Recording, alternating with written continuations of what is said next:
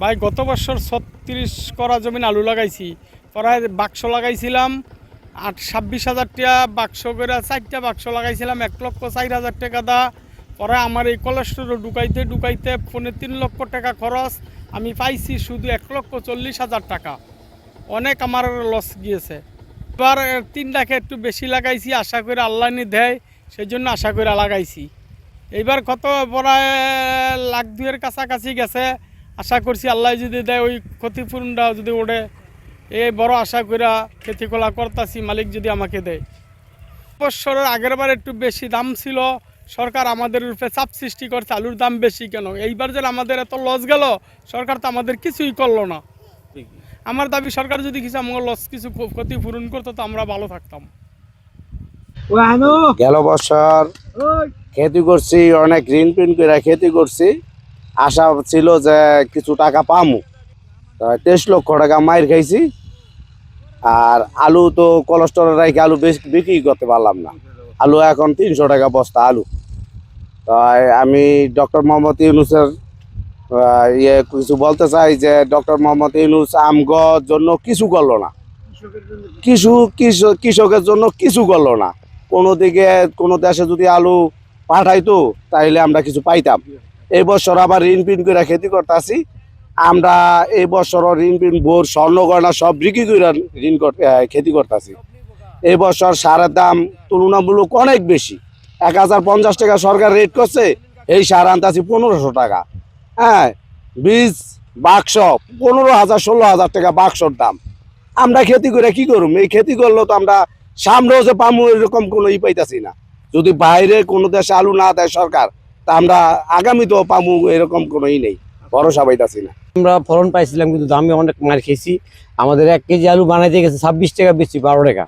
এই বছর যে খেতি করতেছি আমরা অনেক ধার দেনা করিয়া, দেন সার কিনতে গেলে সার লাগবে আমার 10 ব্যাগ দেয় 2 ব্যাগ, ডিলাররা সার দেয় না, আর সরকারি রেডি কোনো মাল পাইতেছি না। এখন বেলেকে কিনতে গেলে বস্তার কোনো অভাব নাই, আপনি 10,000 কিনলে 10,000 পাইবেন। আর এখন বর্তমানে যে বীজের আলু বাক্স আলু বীজ হইলো সরকারি 10,000, অনেক ব্যস্ত আছে 15,000 16,000 করে। তাহলে আমরা কেমনি এভাবে খেতি করে আমরা বাঁচবো? অনেক সামনে আল্লাহ যদি বাঁচারে খেতি করতেছি, যদি মাননীয় সরকার দ্বারা যদি কোনো আশ্বাস আমদানি দেয়, যদি কিছু মাল সাপ্লাই হয়, তাইলে আমরা 2টা পয়সা পাইলে গতবার যে লসটা গেছে এটা কিছু কাভার করতে পারবো। কিন্তু সারের দামটা অতিরিক্ত বেশি। মনে করি সব কিছু খরচ বেশি, লাগাই না খরচ আছে, মনে বদলে মনে কামলা মনে এর দাম ঠিকই আছে, কিন্তু সারের দামটা অতিরিক্ত বেশি আছে। মানুষ গৃহস্থী করতে খুব কষ্ট হইতেছে। সারের দামটা একটু কম হইতো তাহলে মানুষ গৃহস্থী করতে আনন্দ ভর্তি করে আরও করতো জমি। সারের দামটা বেশি কারণে মনে করেন গৃহস্থীটা খাইতে ভয় খাইতেছে। এইবার সামনে মারি খাইছি, আবার এই বুঝে মারি খাই তত মরা লাগাই কিন্তু গৃহস্থী করতে বর্তমানে এই লোক নেই না, বা জমি লাগায় জিনিসপাতি লাগাইছে, এবার বেচে জিনিসপাতি খেতি করতেছে। এবার মনে করেন একটু সারের দামটা কমাইতো তাহলে মানে এত কিছু লাগতো না। সারের দামটা বেশিও নেই, মানুষ আরও কষ্ট হইতেছে। গত বছর আলুতে তো ফলন আলহামদুলিল্লাহ ভালোই ছিল, কিন্তু বাজারের কারণে আমরা মার খাইছি। প্রত্যেক কৃষকের চালান পুঁজি যাই ছিল টোটালি মার খাইছে। আলু কোল্ড স্টোরে বিক্রি করতে পারে নাই। হিমাগারে এখনো আলু আছে হাজার হাজার বস্তা, যেগুলি নেওয়ার মতন লোক নাই। আর এই আলুটা থেকে তো আর পেছনে কারণ হলো কৃষি উপদেষ্টা বক্তৃতায় বলেছিল যে সরকারিভাবে সরকারি ন্যায্য মূল্যে আলু কিনবো সরকার 22 টাকা কেজিতে। এই কথা বলাতে কৃষক আলু বিক্রি করা বন্ধ করে দিয়েছে। 22 টাকা কেজিতে সরকারি দামে আমরা আলু বিক্রি করব। তো সে সরকার তার আলু কিনে নাই, আমাদের আলু এখন হিমাগারে পচতাছে। আমরা এখন কৃষক নিরুপায়। সার তো টোটাল কৃষি মন্ত্রণালয়ের সিন্ডিকেটের আন্ডারে, জমি এই দেশে বাংলাদেশে বাড়ে নাই। তো সারও তো সেই আগের পরিমাণ দিতেছি, তো বরাদ্দ আগের পরিমাণ আছে, সার কোথায় গেল? আমরা তো বরাদ্দ সরকারি বরাদ্দ কিন্তু সার 1 বস্তা বাগে পাই না। 21 একর খেতি করি, আমারে গেলে 3 বস্তা সার দেয়। 3 বস্তা সার দিলে তো আমার ক্ষেত্রে লবণও দেওয়া হইব না। আমার ডিলার কয় 3 বস্তার বেশি বরাদ্দ নেয় একজন কৃষকের প্রতি। সার কিন্তু ওই ব্লাকে মাল বিক্রি করার সময় আমরা কৃষক আমরা অসহায়, মাল বিক্রি করতে পারি না। আরে ভাই, কৃষি অফিসে কমপ্লেন করে রাখে কি হইব? কৃষি অফিসার সামনে থেকে তো নিজ দামে একটা সার বিক্রি করে অবৈধ পথে। আপনি যদি কিনেন ব্ল্যাকে কিনেন 1800 টাকা রেটে কিনেন, আপনার জন্য সার আছে। আপনার সরকারি রেটে কিনতে গেলে আপনার জন্য সার নাই। আপনার জমি চাষ করা হয়ে গেছে, সার বুনতে হইব, তখন আপনি সার না পেলে কিভাবে জমিতে বুনবেন? যে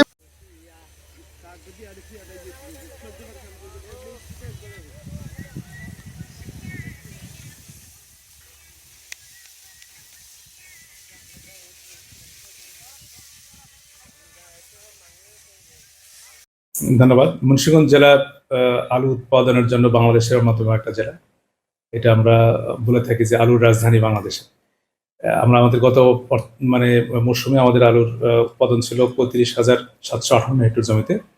এবারে আমরা কিছু বাস্তবিক কারণে লক্ষ্যমাত্রা কিছুটা কমিয়েছি, সেটা হলো যে ৩৫,৬৫৫ হেক্টর জমিতে আমাদের এবারের লক্ষ্যমাত্রা আলু উৎপাদনের ক্ষেত্রে। গত বছরের বাস্তবতা হলো যে সারা দেশব্যাপী আলুর উৎপাদন বেশি হওয়ার কারণে আমাদের যে দেশীয় আমাদের যে ডোমেস্টিক কনজাম্পশন ডিমান্ড সেটা হলো যে ৯০ লক্ষ মেট্রিক টন, কিন্তু সারা দেশব্যাপী আলু উৎপাদন ছিল ১,৩৫,০০,০০০ মেট্রিক টন। এই যে সারপ্লাসের জন্য আসলে এটা দামটা এভাবে পড়ে গিয়েছিল আর কি।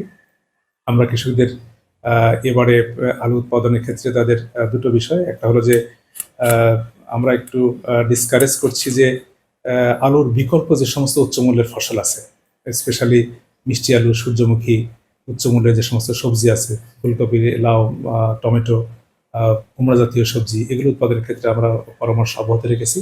একই সময়ে সরকার কৃষকের এই ক্ষতি পূরণের বিষয়ে অত্যন্ত আন্তরিক। সরকার বিভিন্নভাবে বিভিন্ন ধরনের পলিসি অ্যাডপ্ট করার চেষ্টা করেছে এবং আপনি জেনে খুশি হবেন যে আমরা হয়তোবা সামনের সরকার কৃষকদের হাতের জন্য কোনো একটা সুখবর নিয়ে যাবো। আমরা তালিকা করছি যে গত মৌসুমে কোন কোন কৃষক ভাই কত হেক্টর জমিতে আলু উৎপাদন করেছিলেন এবং সেই তালিকাটা আমরা ইতিমধ্যেই কম্পাইল করে পাঠিয়েছি। এটার হয়তোবা সরকার একটা পদক্ষেপ নেবেন আর কি। আমরা এ ব্যাপারে সরকারের পক্ষ থেকে, কৃষি বিভাগের পক্ষ থেকে জিরো টলারেন্স, আমরা জেলা প্রশাসনের মাধ্যমে আমরা আমাদের যে ভ্রাম্যমাণ মোবাইল কোর্ট, তারপরে ভোক্তা অধিকার অধিদপ্তর সকলে মিলে সমন্বিতভাবে কাজ করছি। আমরা একাধিক মিটিং করেছি। মাঠ পর্যায়ে আমাদের যে উপসহকারী কৃষি অফিসার থেকে শুরু করে উপজেলা কৃষি অফিসার, অতিরিক্ত কৃষি অফিসার, কৃষি সম্প্রসারণ অফিসার সবাই মাঠে আছে।